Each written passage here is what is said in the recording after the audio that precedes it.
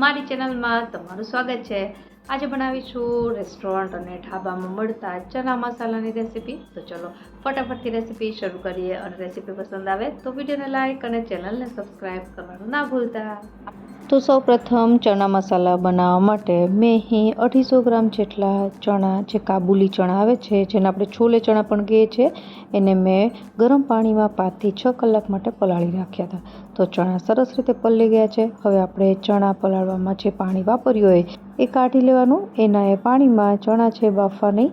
હવે ફ્રેશ આપણે 2 ગ્લાસ જેટલું પાણી ઉમેરીશું અને ત્યારબાદ ખડા મસાલામાં તમાલપત્ર, તજ, લવિંગ અને એલચી છે એ ઉમેરી દઈશું અને આની તમે પોટલી બનાવીને પણ ઉમેરી શકો। હવે 1 ટીસ્પૂન જેટલું મીઠું એડ કરી કુકરનું ઢાંકણ બંધ કરી અને હવે સૌપ્રથમ પહેલી વિસલ છે એ મીડિયમ ગેસ ઉપર અને ત્યારબાદ 4 વિસલ લો ગેસની ફ્લેમ પર કરવાની છે। તો જ્યાં સુધી ચણા બફાય છે ત્યાં સુધીમાં આપણે ગ્રેવી બનાવવા માટેની વસ્તુ જોઈ લઈએ। તો મેં અહીં 3 મીડિયમ સાઇઝની ડુંગળી, લસણ, 1 તીખી મરચી અને આદુનો ટુકડો લીધો છે।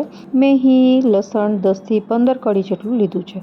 હવે આ બધી જ વસ્તુને મિક્સર જારમાં સારી રીતે પીસી લેશું। તો આપણી ડુંગળી, આદુ, મરચાં અને લસણની પેસ્ટ તૈયાર થઈ જશે અને એકસાથે સોતે કરવાથી આપણો સમય પણ ઘણો ખરો બચી જાય છે। તો આપણી પાસે આ પેસ્ટ રેડી છે। હવે આપણે આને એક બાઉલમાં લઈ લઈશું અને ત્યારબાદ એ જ મિક્સર જારમાં 2 મીડિયમ સાઇઝ કરતાં થોડા મોટા એવા ટમેટાં લેવાના છે। જો નાના હોય તો 3 ટમેટાં લેવાના। એને પણ આપણે એકદમ સરસ રીતે બ્લેન્ડ કરી લઈશું તો ટમેટાની પ્યુરી છે તૈયાર થઈ જશે। તો હવે બસ આપણી પાસે આ બંને વસ્તુ તૈયાર છે। તો હવે આપણે બનાવીએ ચણા મસાલા। તો અહીં મેં એક કઢાઈ લીધી છે જેમાં 2 ટેબલસ્પૂન જેટલું તેલ ગરમ કરીશું। તેલ ગરમ થાય એટલે 1/2 ટીસ્પૂન જેટલું જીરું કકડે એટલે 1/2 ટીસ્પૂન જેટલી હિંગ અને 1/2 ટીસ્પૂન જેટલી હળદર।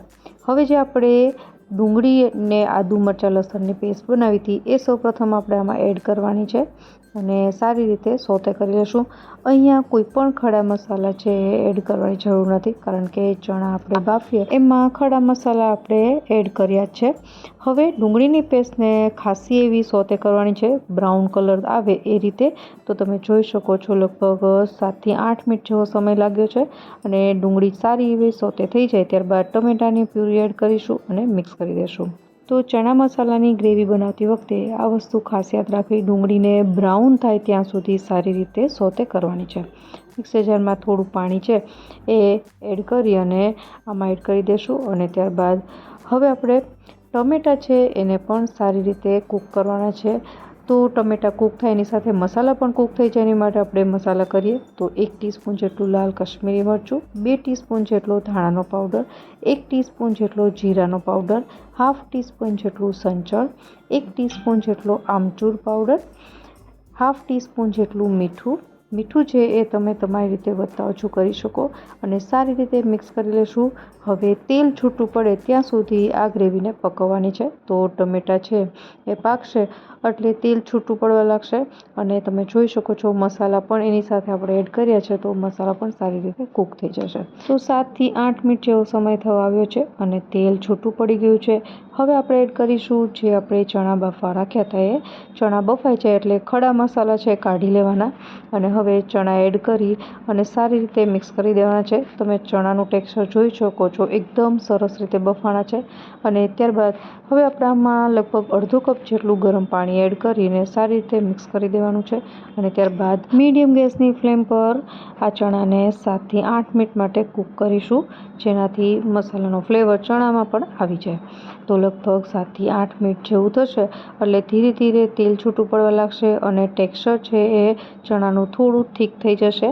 તો આ ટાઈપનું ટેક્સચર છે આવી ગયું છે। તો બસ ઢાબા સ્ટાઇલ ચણા મસાલા છે રેડી છે। હવે ગેસ બંધ કરી અને ત્યારબાદ થોડા આદુ મરચાં મેં લાંબા આવી રીતે સ્ટ્રીપ કરીને તૈયાર કર્યા હતા જે ઉપરથી એડ કરીશું અને ત્યારબાદ થોડી કસૂરી મેથી જેને હાથેથી જ ક્રશ કરીને એડ કરવાની છે અને સૌથી છેલ્લે અહીં 1/2 ટીસ્પૂન જેટલો ગરમ મસાલો અથવા તો છોલે મસાલો જોઈએ તો એ પણ એડ કરી શકો અને મિક્સ કરી દેવાનું છે।